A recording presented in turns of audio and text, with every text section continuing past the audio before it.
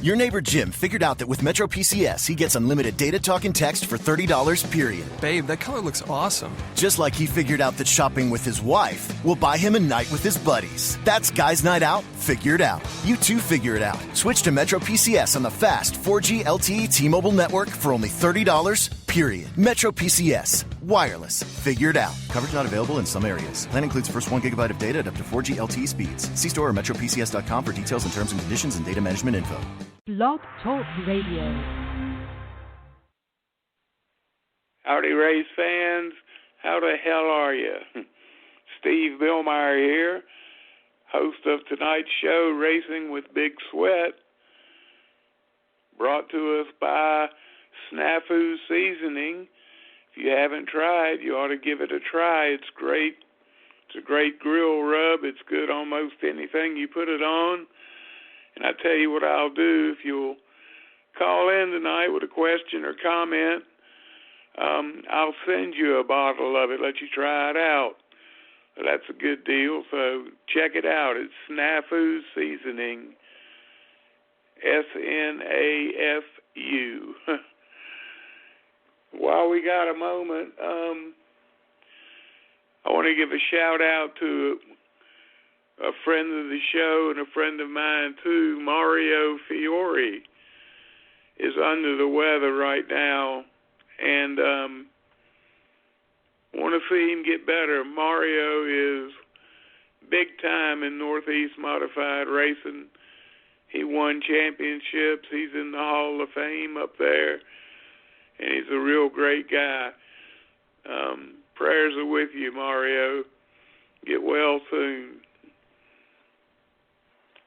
Well, let's see what else is going on tonight. Let me introduce you to my partner in crime, my producer, the man that makes all this possible, Mr. CJ Sports. CJ, how's it going tonight, bud? It's going great. I get to sit in on a show with a guy that I view as a legend, and not only that, I get to help handpick tonight's guests, two great guests that have been part of the One Nation for a couple years now, and very excited to be able to introduce these two drivers to the Racing with Big Sweat fan base, and I know the fans and the listeners out there are definitely going to be pleased with tonight's guest and tonight's show, so very excited tonight. Definitely so. I'm really looking forward to meeting these two drivers. One of them, the young man named Dylan Martin. If you follow late model racing, I know you've heard that name, and I know you never know of him. He's an up-and-comer, and he's a hot shoe. He's pretty strong. Also with us tonight is going to be a young lady driving in the Allison Legacy Series. Kayla Lyons is her name. And for those not familiar with them, Allison Legacy cars are close to a legend car. They have modern-style bodies on them. They used to have motorcycle engines. I don't know if they still do or not. I hadn't been around one in a while, but they're pretty sporty cars. They're good cars to learn in, and we're going to talk to Kayla as soon as she calls in. We got find out a little something about them. You got Dylan in the studio already, Steve. So whenever you're ready, I'll get him on the show. All right. What a moron. All right, folks. It's time to get this shindig started. So let's talk to our first guest, Dylan Martin. How you doing tonight, bud? I'm good, man. How are you guys? Oh, we're doing good, doing real good. Excuse me. How's your season been going? Tell us what's going on. My season's been pretty good. Right now I'm racing late model stocks full time, and then part time racing ARCA too. So right now we're in the process. I'm in the process of trying to just learn as much as I can right now. I just moved to Kannapolis, North Carolina a couple months ago, so Just adjusting to these new cars, and I came from racing super late models, so these late model stocks are just a little bit different. So I'm still trying to figure these things out, but I've had a pretty smooth season right now, so it's just pretty much just learning as much as I can right now. I know where you live. I used to live in Concord when I was working with Hendrick Motorsports. Oh yeah. So that's a cool part of town there. The late model stock cars, they just don't have the horsepower that the super lates have, do they? Oh no, we I probably raced supers for about a year, and then came from 700 horsepower back to 400 horsepower. But you know, the cars are completely different. They're a lot heavier. They're perimeter chassis, so I think they weigh almost twice as much as super does. So they're big momentum cars. Where a super is just pretty much drive as hard as you can no matter what. These cars are pretty much the epitome of slow down and go fast. I've been kind of having a hard time with that, but we've done a ton of testing. I just got back from Virginia. I actually just pulled in my driveway, and we just did some testing up there. So we're going to race Caraway on Saturday and then go to Virginia and race on Sunday. So we just been doing a ton of testing. I think about this past couple of weeks, I kind of really started to figure these cars out. So we should be really good for the rest of the season once I really get these cars under me. Whereabouts in Virginia are you racing? It's Franklin County Speedway. I'm not sure the city, but it's about 45 minutes from Martinsville. Yeah, I know where it is. I've been up there too. You're talking about the late model stock cars and the momentum that you need to run good in those cars. Really, it's all they make the motors pretty much. Everybody's running the same motor, so they're well regulated. You're not going to out horsepower anybody. In those cars, it doesn't matter, how fast you go on the straightaway, as much as it matters how much speed you don't lose in the corner.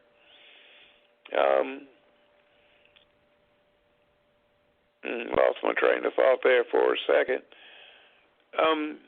Who do you drive for? Is it a family deal, or you involved with another team?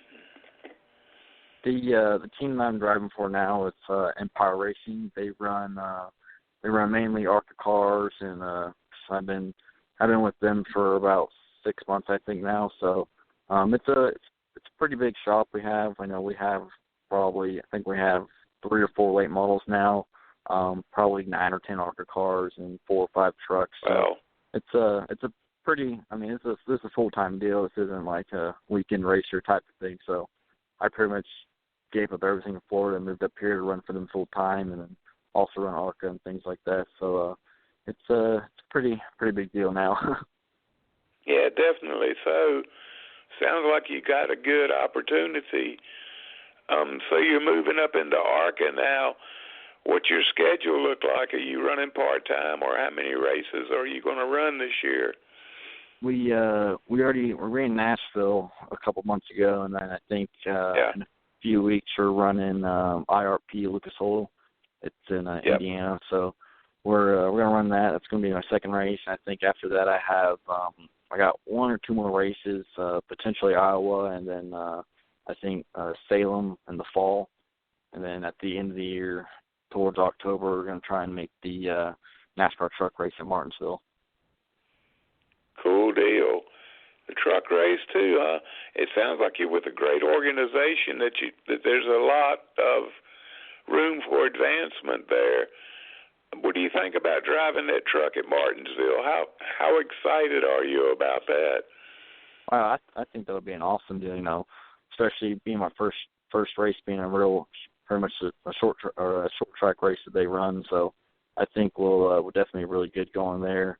I know my team I'm with, they're got a great short track program for the trucks and late models, ARCA and things like that. So I think, getting out of the supers and going to the momentum type cars for pretty much NASCAR, running the late models, ARCA and the trucks, they're all the same concept of driving. So I think figuring out early in late models and progressing and doing it in the ARCA car and then going for the trucks, I think that's a pretty good ladder we have going on. So I think by the time we get to get to the Martinsville race, I think will be for sure really solid because, I'm pretty new to the team, so they're trying to figure me out still, how I like to drive. I'm trying to figure them out, how the things that they know and stuff like that. So I think, as we start learning each other and learn what we all like, I think by the time we get to October, we'll be for sure a top team. I heard that. You're in 3 good series. The cars, the steering on those cars is all the same, the old type tie rod, front steer cars.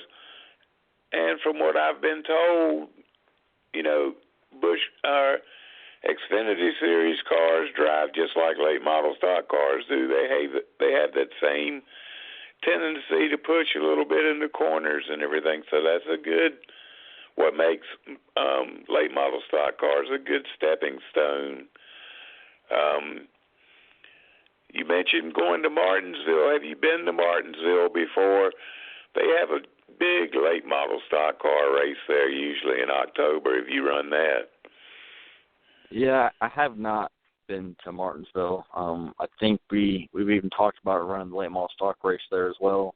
I think that'd be really good to run that because I can kind of really take the time there and figure the track out and then also figure the cars out because, like you said, they all pretty much drive the same. They're all pretty close, similar, other than just the weight and then the motors they got going from trucks to late model to I think running the late model race there would be a huge learning for me to be able to do that and then go to the trucks. Have you been down to the Snowball Derby and run down there with your Super?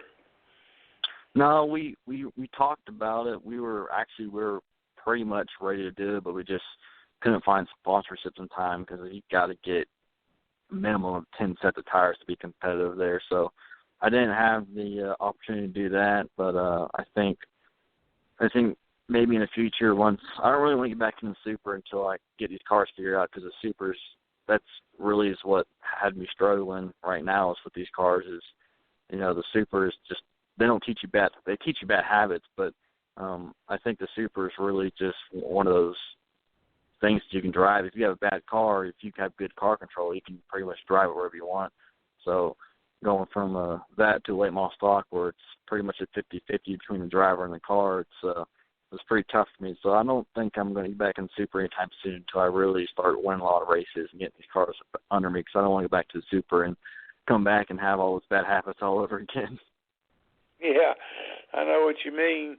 The reason I ask you about the Snowball is the number of cars that show up for that race, and it's a lot like Martinsville in their late model stock car race is a lot like that.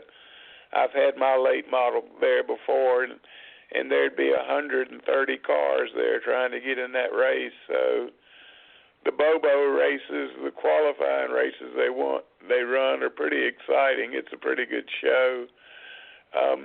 What do you think, CJ, of this young man? Got anything you want to ask him? Of course I do. I've always got questions for Dylan.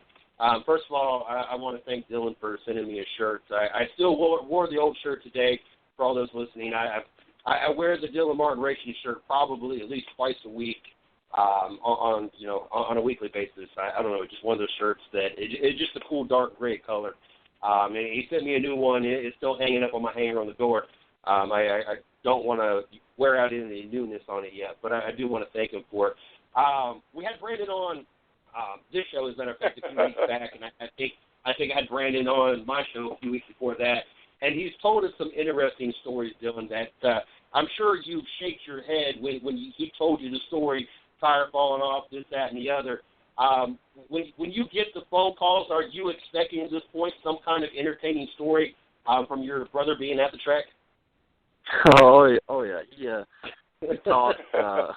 We talk pretty regularly. He pretty much on race day he'll call me and just kind of ask for a few pointers and things like that. But yeah, with his racing, there's never a dull moment with that.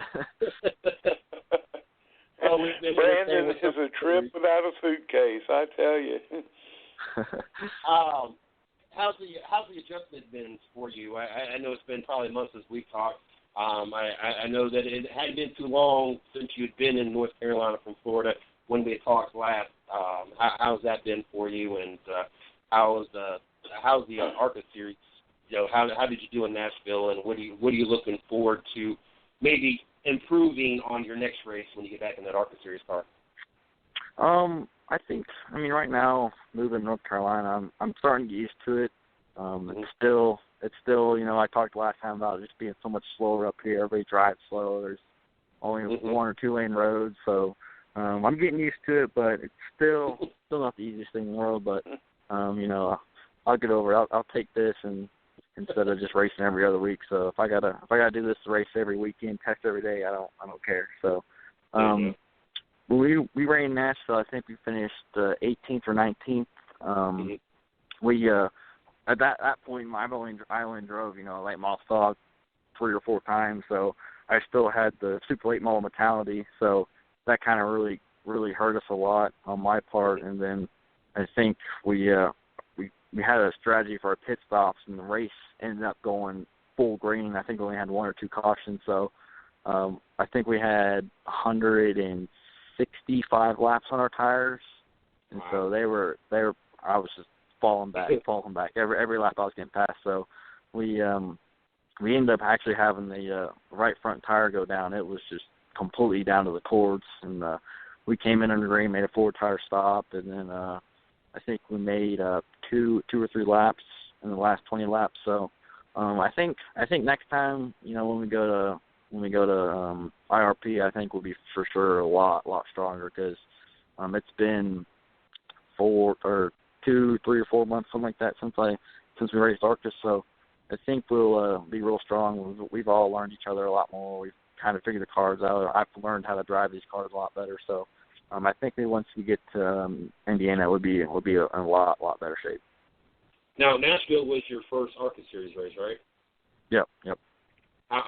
What was that like for you? Was that an eye-opening experience to go from what you were used to driving to being in the ARCA Series car and being out there with maybe a little bit better class of drivers? And it's nothing against other drivers, but as you keep you kind of start fine-combing the better drivers as we move up in the series to get the best of the best, and that's just how the filtering system works in the racing world. So I don't want anybody listening to the show, he's no, it's not like that. Just when you start getting up there and you're in the NASCAR spotlight, obviously you're there for a reason. And I know Dylan long enough to know that there's a reason why he's running in the ARCA Series. But was it an eye-opening experience, and was it what you expected to be out there that first time with him? Oh yeah, for sure. It was a pretty. I kind of just felt like I was there. Like that's pretty much when I was racing trucks and go-karts and any of that, I'd never ever thought of coming this far. So when I was going out on the track to take green flag under caution, just scrubbing the tires in, and I was just like, wow, I'm actually here. There's 40 cars on the track, there's stands everywhere, cameras everywhere, and stuff like that. So it was definitely one of those experiences where it's just like, I'm there, I've made it to this point. So it was an awesome feeling. So I can't wait to go to Indiana and do it again and have a lot better run this time too. I got one more question, Steve, and then I want to make a comment real quick, and I'm going to hand it back over to you. Does it make you guys, I don't know, do things a little bit different when there's cameras on you versus your previous racing career? There wasn't so much cameras and so much worrying about being on TV or being accidentally video recorded doing something maybe embarrassing. Do you guys even think about that? I didn't know, maybe when it's the first few times, maybe you're a little bit more cautious about it, and then you just get used to it or whatnot. But do you even think about it? And if you do, does it make you change, maybe paying more attention to what you're doing? So in case you are being video recorded in a live feed or something, you're not doing something embarrassing or something? Honestly, not really, because, the team that I'm with and you're at this level, pretty much it's professional. So it's like going to work every day and wearing your uniform, tucking your shirt and stuff like that. It's just pretty much natural. So you're at the track, you're doing your thing, you're focused on driving, setting up the car and stuff like that. So obviously there's time where, you're goofing off and stuff like that, and that's just times where you can kind of have fun with, like, the photographers that are following you around, things like that, making funny faces. But it's just, when you're at the track and you're racing at these levels, it's just like going to work. It's second nature. So it's just just really professional. So it's just, you know, I don't really think about it that much because I know the things that we're doing there, we're there to work. Well, I do understand that. And I want to bring up this point that story Steve had told. I'm not going to go into the details. Steve can go into the details. It's funnier when he tells it anyway. But I was looking more at showing our age a little bit. Back in the day when there was that first came out with satellite TV, what you would do is when regular TV went to commercial break, you would flip over to the satellite and watch race coverage while, you know, the cable was doing the commercials, and you would flip back when it came back to commercial break. Well, at least that's what we did in my household. Steve, I don't know what you guys did. But there was one time Steve was caught kind of scratching an inappropriate place against one of the tools or something and didn't know he was on live TV. It's not that he wasn't acting professional, but he just assumed he wasn't on TV, and he thought he was covered up enough if he did get caught that nobody would notice, and that was not the case. And that was kind of why I was asking, you know, it could have been simple as picking your nose or just more cautious of what you do with yourself versus what you know, if you assume nobody's watching kind of moment. But I do want to point this out. I think I point this out almost every time. Steve, you've got to be glad that Dylan Martin is the Dylan Martin that we're listening to today. I tell you what, the first time that I had him on the show about 2 years ago, if I got more than 2 words, and matter of fact, if I got more than 1-word answers, I was doing great with Dylan. And over the 2 years, to hear him go from 1-worded answers to having stories to tell, it blows my mind every time I have him on the show now, because the first time I had him on the show, I had a 30-minute show and enough information that should have lasted 30 minutes. And I think Dylan and myself went through that in about 15 minutes, because he was not giving me any answers other than 1 or 2 words, and that was the extent. And now when I ever have Dylan on the show, 30 minutes just goes by super fast, because Dylan is 100% different when it comes to doing interviews and being, I guess, less shy on the radio. So, Dylan, I applaud you for the leaps and bounds you've come with that. Obviously, Thank you. It's helped with your racing career, but it's almost, it makes me almost feel like a proud parent, because I've been here and been in all these interviews and just got to see you grow up with it. I don't know, it's just really cool to me. So, but anyway, Steve, you got it back. Good deal. You mentioned Pocono. I got to tell you all about this. I had a cyst removed during the week before the Pocono race, and it was in my crotch, and it was no big deal. But they had to shave me to get it out. So if you've ever grown a beard, after a couple of days it starts to itch. Well, race day I was itching pretty bad. And back then, Pocono pit wall was Armco guardrail anchored by sawed-off telephone poles. So we had a caution.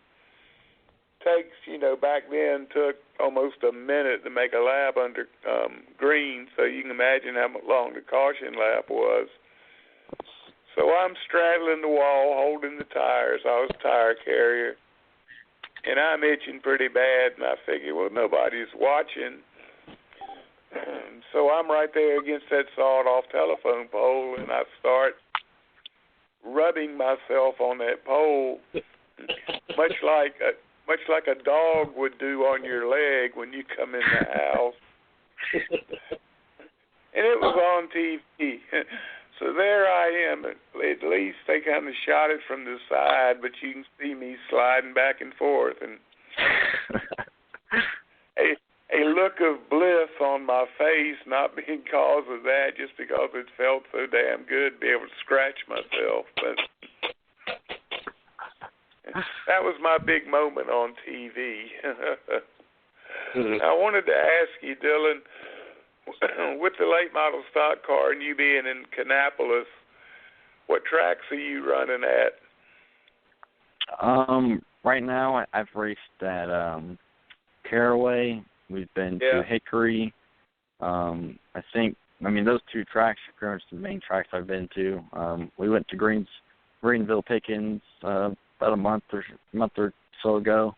So right now we're just pretty much, when we're not racing ARCA, we're just full-time late model racing. So we're just having fun with that, just trying to just trying to teach me how to drive these cars and learn the team. So, and then we're going to go to other tracks, like, this weekend we're going to Franklin County. So we're just having fun bouncing around from track to track.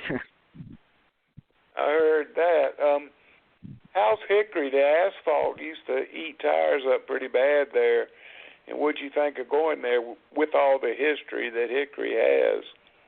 Oh yeah, the concrete, still the same concrete from 1957, 1960, whatever it was. So it still kills the tires. And unfortunately, that race wasn't really one of our best races because before the race, I ended up having no radio. So I ran the whole race with no mirrors, no spotters. So that was a pretty tough. And by that time, I was frustrated. So I wasn't driving how I was supposed to be driving.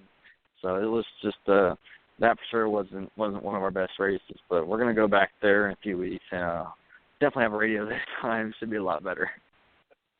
Yeah, that'll make it a little bit more interesting. But you ought to put Southern National Motorsports Park on your list if you can get there. It's right off Interstate 95 in Kenly, North Carolina. Okay, but it's like a mini Bristol. It's really a high bank track, 3/8 of a mile, pretty fast track. They put on a good show, and Denny Hamlin cut his teeth there. I raced my late model against Denny a bunch of nights there, and he was good. He was really good even then. So if you get a chance, head up that way. After ARCA, you've got the truck, and then after the truck comes Xfinity and Cup. Is that how high you want to go with this? Yeah, I mean, the ultimate goal is obviously Cup. That's for every driver. Right now, we're just taking it one step at a time. After the last race, I think in October, which is the truck race, I think I might have one or two more late model races. Everything after that's just pretty much up in the air for what's going to happen, for next year, coming between sponsorships and stuff like that, just trying to get next year in order. So right now, we're really just taking this year because it's obviously this is a big year for me for moving away and just doing this full time now. So we're really just trying to take it one step at a time and then worry about next year later in a few months so I can find sponsorships and stuff for that.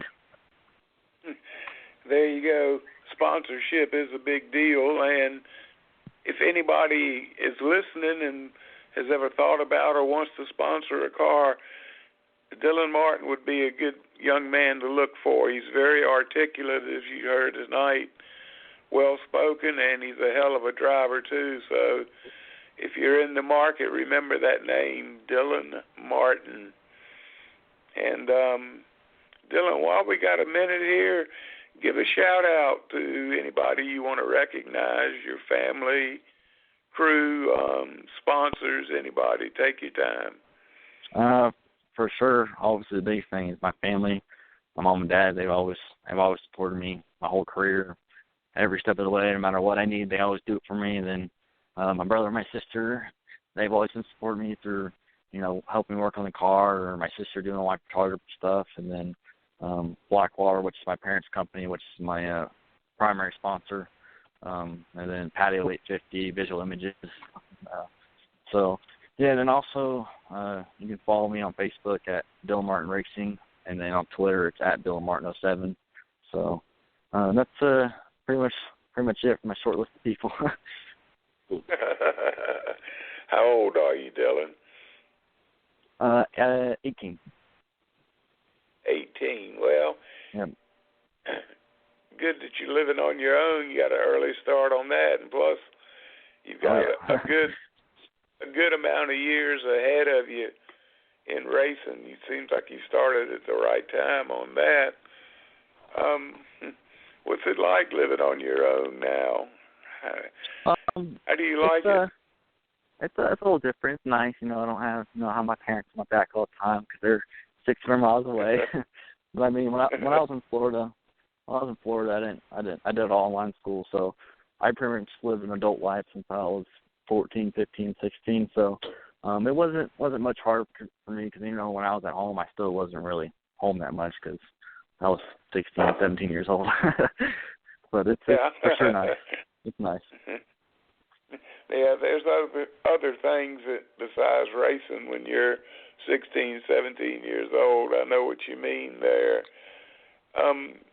When you got started racing and earlier in your racing career, did you do the work on your cars? Are you familiar with your cars? Oh, yeah. When I raced, I think pretty much when I raced quarter midgets in my first 2 or 3 years in trucks, I didn't really do much because I was only 15 years old. I didn't really know any better. But right now, I work full-time for Empire, too, so I'm at the stop 7 a.m. every single day, work at the racetrack when I'm not racing. So pretty much right now I can probably build a race car from scratch, no problem, because we do it every day. There you go. It's always good to know that and be able to diagnose problems that you're familiar with. What kind of work do you specialize in? Do you do paint and body work or hang bodies or? We do our own paint. When we can. A lot of times we got a race next weekend, we got our next, and we don't really have time to get the paint done, so we'll send it out. But we have a full body shop. We'll do our own paint. We just painted an ARCA car petty blue. It's probably one of the nicest paint jobs I've seen on an ARCA car in a while. But mainly it's just fabrication, assembly for the cars. And I'm also parts guy, so I'll go run around town and get parts and stuff like that for things that we need. Yep, I've done that too.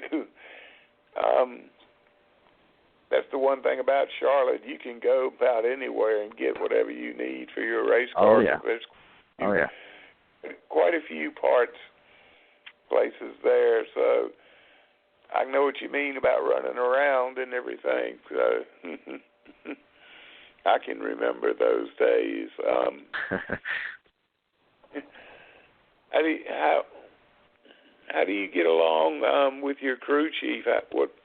How did y'all develop the chemistry that you need to be successful? Because you obviously are successful. So how did you and your crew chief hook up, and how well do you work together now? It's pretty funny because I think we only have there's seven of us at the shop, so we're all from 18 to 30 max, and my crew chief he's old fart. He's like 50, I think. But it's like going to college. We're all best friends. We hang out at the shop, at the track. We hang out outside of the tracks and work on our own stuff. So we're all pretty much best friends. So it's been pretty easy. Nice coming here and be able to go to the shop every day and be able to look forward to the shop, hang out with what you would call your friends. So it hasn't been too tough. Definitely. So how long have you been living up there in Kannapolis? I think about 6 months. I think I moved here. The Daytona test was in February, I think, maybe February. So I moved here about a month after that. So it's been about 5 or 6 months or so. Cool deal. Have you been to Dale Jr.'s place, Whiskey River? No, I have not. I want to. There's not enough free time. Yeah, I know how that is too. Speaking of which, how's your social life? It's all right. Pretty much the only people I really know here are my roommates, and I know a couple of drivers here. I've known pretty much most of the drivers here for years, so I'll go out and hang out with them every now and then. And then it's mainly just I wake up 7 o'clock, go to work, get home at 7 o'clock, go to sleep, wake up, do it again. So pretty much most of my socializing is either at my house or at the shop or at the track. Yeah, I know how that goes too. Girlfriend or any serious relationship? Potential, maybe. Can't say much. I got that. You don't want to jinx it or anything like that. What about your education? I know you're out of high school now and everything. Any thoughts of getting any education from college or anything? As of right now, especially for this being my kind of a big move in my life, I haven't really thought about it. I've thought about going to like a vocational school for fabrication and things like that, but I don't think I'll ever really go to a conventional college. Just not your cup of tea, huh? Yeah, no, not really. I know what you mean. I know exactly what you mean. CJ, you still there, bud? Yeah, I'm still here. I was in the messaging trying to make sure our next guest was on her way or not. Help me out. I got to pee. You don't want to be caught on radio with that one, huh? No. I got a cordless phone, but it's not something people need to hear. Oh, goodness. What was I about to ask? I guess that pee thing threw you off, huh? Yeah, it did. You guys, you talked about how the rest of you guys and the rest of your team are real good friends and everything. How good is it between you guys when it comes to sharing information? You guys really open with sharing you guys' information and trying to help each other do better on the track? Oh yeah, for sure. Every morning, every single day, we have a meeting before the day, and then after the day ends, we have a meeting about things we need to work on and things we need to fix and just got to get done. So we're pretty big on the open door policy. So everybody pretty much tells them everything, especially tells them everything exactly how it is and how it needs to be. So we're pretty. That's probably actually one of our strongest points we have in our team. Was that something that you had to adjust to because you came from it was kind of your family and Ken, your PR. It was all I really knew about your whole team that really existed. You correct me if I'm wrong, but I think you guys were pretty. It was just strictly a family thing. So to kind of go from you kind of keeping your information to yourself and talking to your family, but really not being open with other drivers and trying to do this basically by yourself. To go into a team and being part of an open, basically an open table conversation about what's going on, was that a big adjustment for you to, kind of open up with the information you gained and kind of share that with other drivers? But that's really something you've never really done throughout your career? I think, to be honest, it kind of was because, like you said, and I came on the show 2 years ago, and I was kind of a shy guy. So now, at that point, I was just really, talking to my family, so it's easy not. So now I got to come here and talk to people I've never met in my life about things we need to work on. It's kind of tough because sometimes you don't really know the kind of reaction you're going to get. But, we're all pretty much 100% comfortable with each other. So right now, I really think that's something that has helped us a ton. So I think right now we're pretty good. But, yeah, that was something I kind of had to work on, trying to talk more, like you said before. I mean, I just can only imagine. I know what it was like, when the whole 110 Nation first started, and it was me. Everything that got done, every thought was in my head, and I did. It's taken me a long time to go from it just being me to having, a staff of people, especially in this league. Oh, she gets on me so many times because I don't delegate anything to her and have her, she's there to do whatever I need her to do, and I'm just been so used to it kind of just being me. And, that's just kind of what I'm thinking, all these years you've been driving and, you just kept that information to yourself. You didn't want to give up that information. You hit on something. You sure didn't want the next driver to know what you had hit on to make your car perform better than everybody else's or the line be better than everybody else's. So to kind of go from that mentality to a mentality of, you share all the information, and even though they're your teammates, they're also your competitors. Only one of y'all, it could be a couple of y'all, but, the odds are only one of y'all is going to get to, the next opportunity. Not everybody's going to jump up at once. And so, some sense you guys are competing against each other for, a possible, step up or whatever. So I just can imagine how different that's got to be to, go from keeping it all to yourself to sharing basically with not only your teammates, but somebody down the line that might be your competitor. So, yeah, a lot of people, don't realize that, in racing, communication's 80% of the deal because, a single person sees something and they're like, oh, well, I'll get it later. And then they forget, well, they're the only person who knew, and that could be, something be pretty catastrophic. So, it's like, you're not going to get information like you give information. You're not going to get help unless you ask for help. So it's communication is a really, really big thing in racing. So, and that's fortunately one of our strongest suits we have. That's the thing about racing. and that's what makes it neat, is the fact that, you know, people will share information with each other and everything. Most teams do. When I was cup racing, Harry Hyde told me, he said, anybody comes up and asks you how we're running and what we're doing and everything, and anything you can tell them to help them out, he said, lie to them. He says, don't tell them how to beat you. He said, just lie to them. So it's what I used to do. People, you know, I was a tire man, and other tire guys would come over and want to talk, and they'd be like, what kind of rear stagger are y'all running? Y'all pretty fast. And we'd be running 1.5 inches in the rear, and I'd lean real close and go, man, we're running 7/8 of an inch rear stagger, and we're flying, handling good. And you could just see his eyes light up like he's, I got some information to try now. But most people aren't like that, but that's the way Harry Hyde was, you know. Beat them any way you can. Beat them on the track, beat them in the pits, beat them in their mind. He said, just do anything you can to beat them.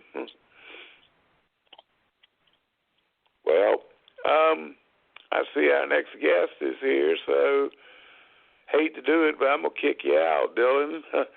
I really enjoyed meeting you and talking with you and everything. Tell Brendan I said hello, and good luck the rest of the season. I'll be looking for you in the ARCA and in the Truck Series, see how you do, and we'll get you back on and find out how your season's going. Yeah, thank you. I appreciate it. Thank you guys for having me again. Thank you, Dylan. Always a pleasure. Yep. Dylan Martin, ladies and gentlemen, and like I said before, he's a very articulate young man. If you need a sponsor to speak for your product, he's the man to talk to. And now our next guest is here, so let's talk to her and see what's happening in her world. Kayla Lyons, how are you doing tonight? I'm doing good. How about yourself? Doing great. You're a bandolero driver. Tell people about that, you know, that might not know what a bandolero is.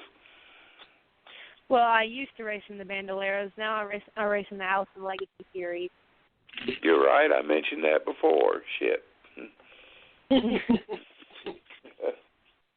Pardon my French. While you got a second, I want to apologize to Kayla. For some reason, and I don't know if you heard me when I secret message you or whatever, to let you know. I was letting Steve know you was in the studio, but for some reason, like it counts down the time. It lets me see everything, but every so often, if I don't refresh, it doesn't let me know all the new people in the studio, and that was one of the occasions, and that was just what happened. So I do apologize, Kayla. I did not see you in there. I'd have got you in there earlier. I know you was waiting for a hot minute, and that's, you know, I just want to apologize. But I'm gonna give you back to Steve. Okay, it's fine. I worked with a gentleman and his son racing Allison Legacy cars. They're pretty cool cars to race, and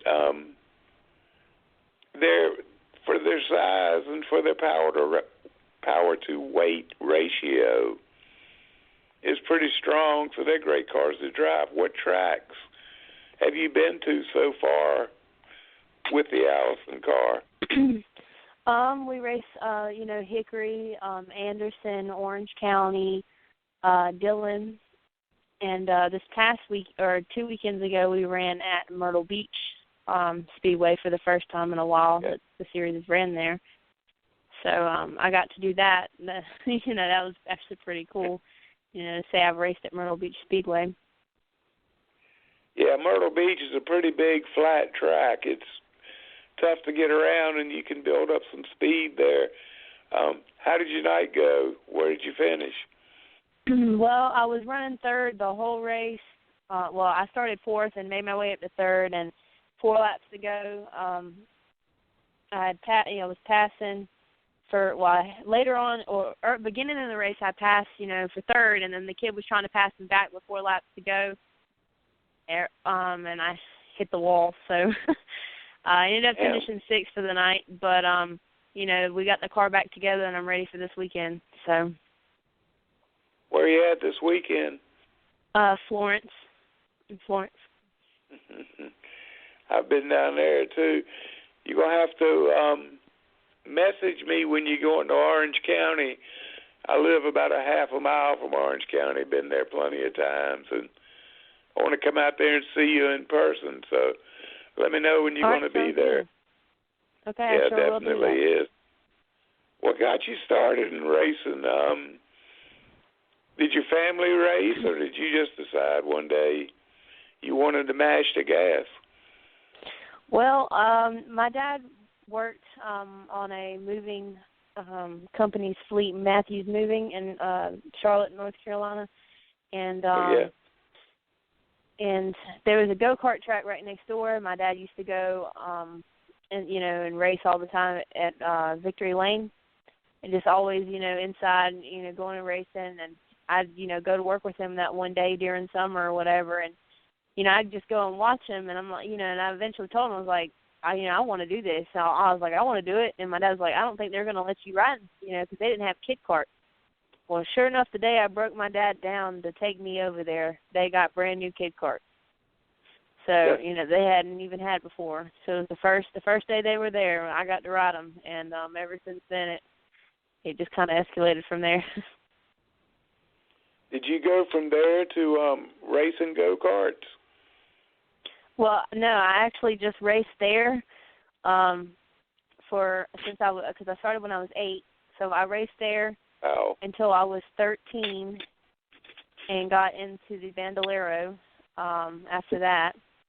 After I won, because they had, the summer leagues and stuff, and they did, the youth leagues and stuff. So I, competed in that, and eventually I got moved up to an adult kart racing against adults.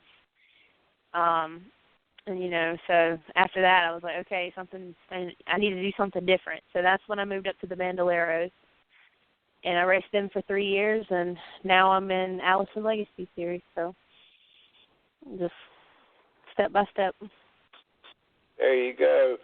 When you were racing in the adult league, did you get any kind of hassle or anything being a young female driver? Oh, yes. The older gentlemen didn't really care for when I'd beat them.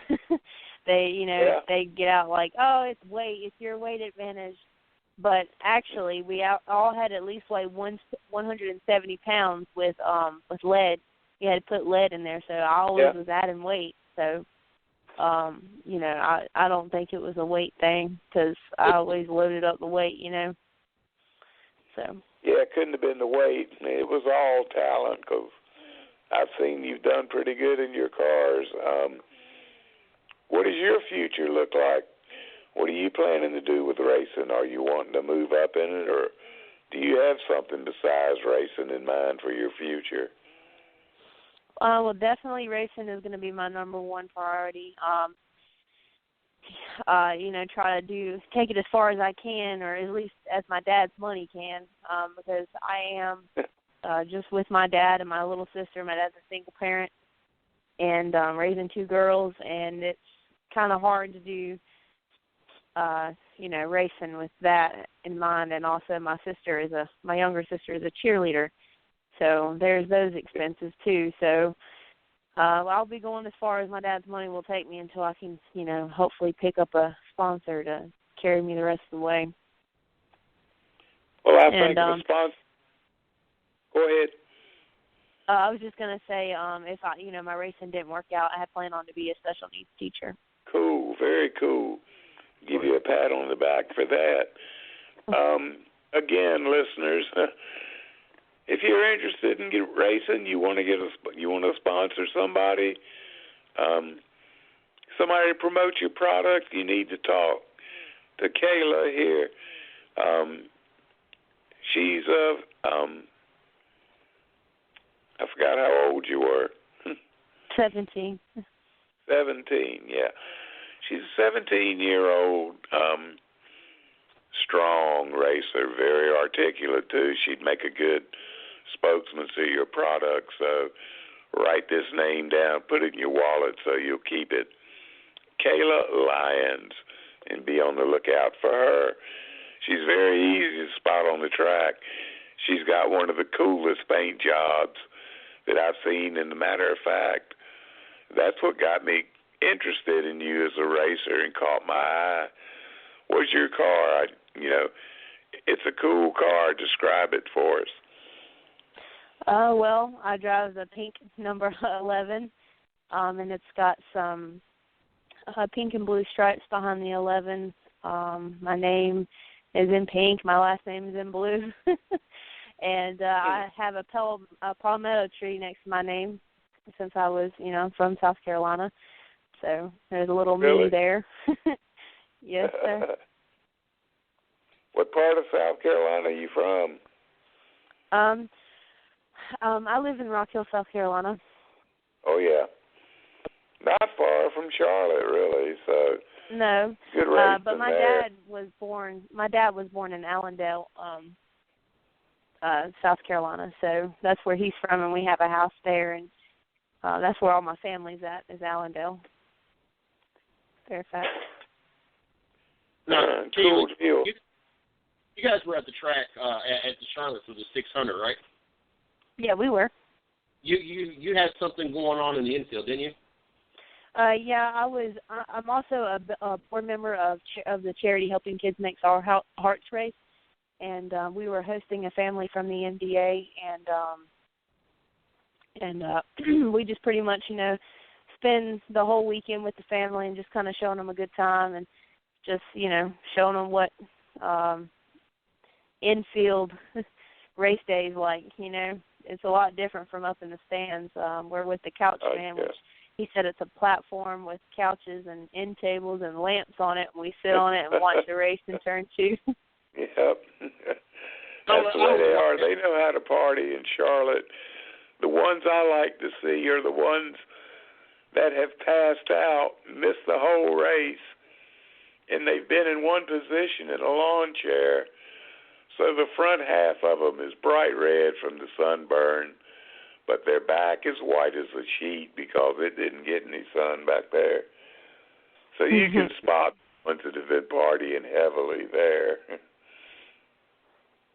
I don't know why I asked if you were there. I knew that. I don't even know why I asked that part of the question. I even messaged your father, so I knew you got through the track. But that's what I wanted you to bring up, because I knew you had something going on, and I just wanted you to be able to talk about that, because I know that every time that I think you've been to Charlotte, or at least every time I remember you've been to Charlotte, you've been involved with some kind of event, and I know that you're deeply involved with doing that kind of stuff, and so I wanted the fans and listeners not only know a little bit more about what you do, but also promote what the event that you were doing. That way, if someone else wanted to get involved or whatnot, they knew what you were being involved with and how to do so. Yes, sir. Good deal, definitely. Proud of you for that. Let me ask you, Kayla, have you ever raced on dirt? You ever done any dirt racing? I've actually, my dad had a friend, and they had a kind of like a dirt track in their backyard kind of thing, and they had a couple of racing, dirt go-karts, and we went up there. I got to go up there one day and, just messed around, and it was okay. It was fun. I enjoyed it. The only thing I really didn't enjoy was the dirt getting in my eyes, but that's going to happen either way. But yeah, so, I have done, once I've been on dirt, but other than that, I haven't. Just not a fan of it, huh? Well, not even that, just more that I haven't really had the opportunity to, try it out as much as I, just kind of led straight to asphalt. No, there's a lot of drivers out there that have said how much being on the dirt has helped them drive-wise. If you got opportunity, is that something that, you would like to have an opportunity, maybe be able to do a season, or, at least get multiple races underneath your belt just to see, if that does help you in the long run, even racing on asphalt? Yeah, I'm sure it would help a lot. If I came across that opportunity, I would not give it up for sure. I would definitely, take them up on it, see what that, I'm not going to turn down something like that. I wouldn't. I know what you mean. I'll tell you about my one dirt track experience. I had a guy that I was real good friends with that I worked with at Hendrick Motorsports, Michael Trevette, and Michael was like a professional street stock driver. That's what he liked to race, and that's where his attention was. And I'm sure you know, if you're from South Carolina, there's a good dirt track there in Lancaster, South Carolina. Mm-hmm. And one Friday, he decided he wanted to run Lancaster. So we got off work, got the car loaded, went down there, barely got there in time for the heat races. He had to start last. And he said, if the track official comes over and wants to know who's driving the car, you tell him, okay? And I said, well, sure, I will. Sure enough, Michael starts coming to the front. He's doing good. Track official comes over. Who's driving that number 99? I told him, I said, that's Steve Billmyer. And so the whole race, they're talking about Steve Billmyer running it, and I'm standing in the bed of Michael's pickup, waving at him, going, go, Steve, go, Steve, go. He ended up winning the race, so we went to get paid. And he said, I ran pretty good, didn't I? And I said, you didn't run worth a crap. I said, but I won the race. And sure enough, looked at his pay envelope, and it had my name on it. So technically, my race record is perfect. I'm 1 for 1. That's funny. Oh, man. Well, if you can't have fun, why go? That's the big part, is you meet all these people and you make these friends, and you can have a lot of fun with them when you're at the track.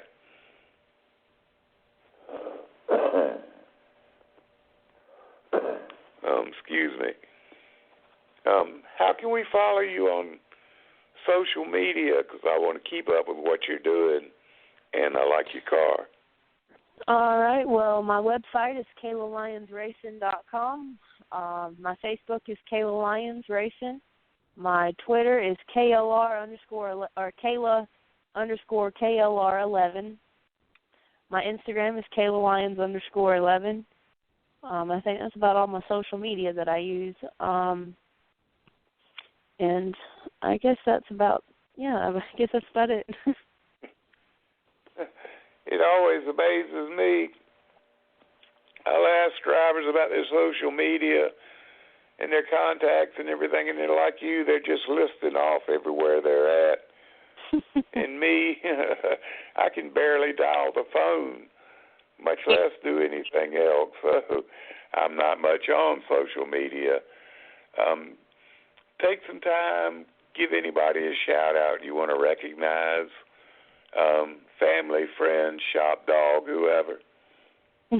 All right. Well, I want to thank Todd Fowler, of course, with East Coast Synthetics, for me being in the driver affiliate program. I want to thank Helping Kids Makes Our Hearts Races.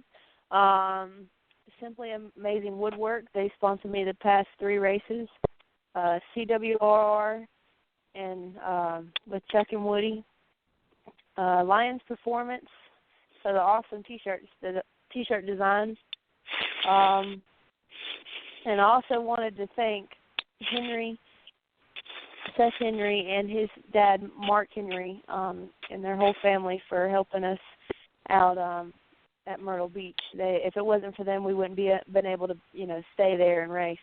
We came down on a Friday and needed a place to stay, and they let us stay with them the whole weekend and just pretty much, gave us a place to stay so that we could be there. And we, because we couldn't afford a hotel ourselves. We couldn't afford to even for a campsite. So, they helped us out by, giving us a place to stay so that I could be there the next day to race. And I really do appreciate that. People like that to keep the world going around. So. Absolutely. It keeps your faith in humanity, knowing there's good people in the world. And I like going down to Myrtle Beach to race down there. there's a lot to do when you're not racing, and they have a big race down there the weekend before Thanksgiving, and it's another one of those late model shows that draw 120 cars down there. And I took Timothy Peters down there when he was 15. I had to take him because he didn't have a driver's license, but he went down there, never seen the track before, and ran really well, qualified 39th out of 130 cars, so he got in the show on qualifying. And it's a cool track, people. If you're down in that area, if you're down at the beach, you need to check that place out. They put on a good show. Kayla, I'm very glad I got to meet you and got to talk with you tonight. You're a very interesting person, and keep us informed. Let us know how you're doing so we can keep up with you, and we'll try to get back with you later on in the season and find out for sure what you're doing. All right, I sure will, and I really do appreciate y'all, thinking of me tonight and inviting me on the show as always. I always enjoy it. Good deal. Thank you again for coming on, and we'll talk at you later. All right, well, it was nice meeting you. Nice meeting you too.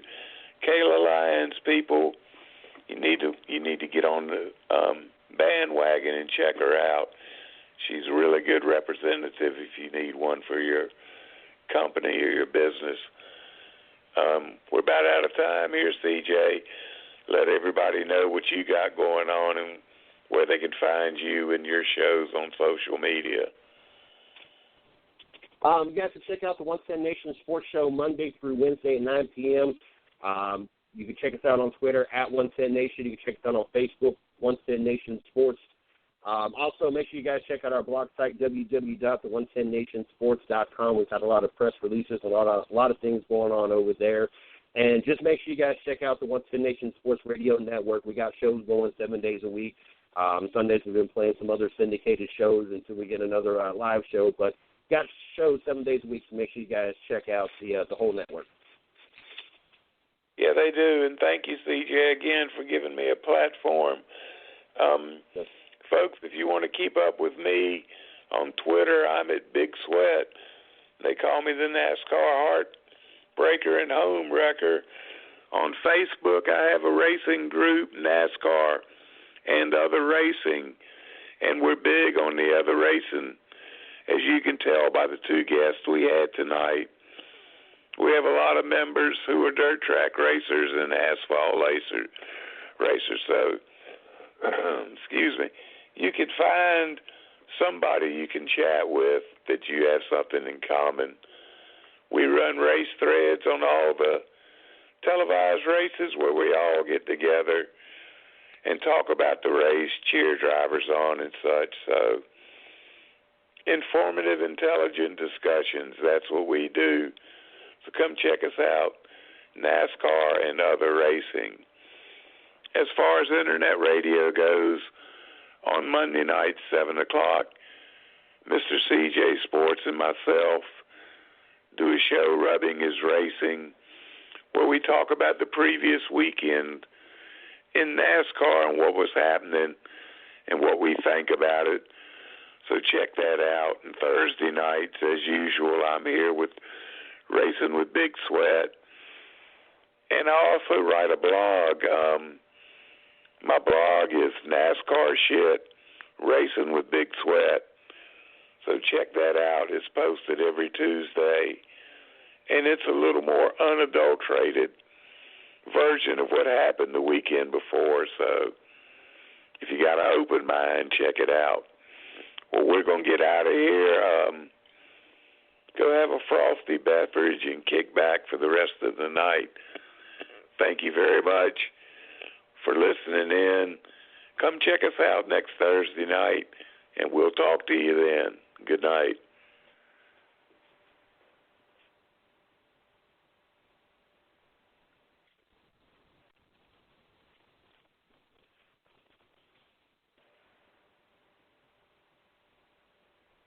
Geico presents sharing versus oversharing. Yesterday, Cliff Sora shared a top 10 list of hot fusion restaurants, a vegan gluten-free mashup recipe, and a podcast featuring organic food trends. Oh, TMI, too much internet information. That's oversharing. Cliff, Geico has something worth sharing with your friends. Like how on Geico.com you could save hundreds on your car insurance, update your policy, and report a claim. Gluten-free info that's easy to swallow.